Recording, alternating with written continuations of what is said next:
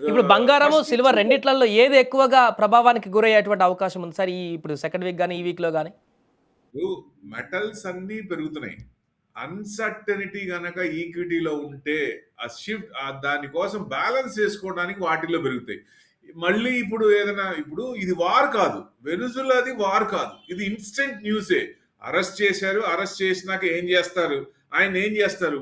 Dethrone చేస్తారా? లేకపోతే మళ్ళీ రీ ఎలక్షన్స్ పెడతారా? లేకపోతే పప్పెట్స్ నించోబెడతారా? ఇవన్నీ ఉంటాయి గదా!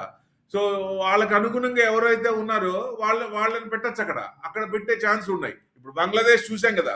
అట్లనే ఇక్కడ కూడా జువాన్ గురిండో ఒక ఆయన ఉన్నాడు. ఆ Maria Corina Machado lady supportive US కి సపోర్ట్ ఉన్నారు. వాళ్ళని ఎవరినో ఒకళ్ళు పెట్టచ్చా, లేకపోతే ఏం జరుగుతుంది అనేది దునియా మొత్తం చూస్తూ ఉంటది. వెనుజులాకి అక్కడ ఏం జరుగుతుంది అనే దాన్ని బట్టి మనం కీన్ అబ్జర్వేషన్ చేయాలి. దాని ఎఫెక్ట్స్ అప్పుడు ఉంటాయి.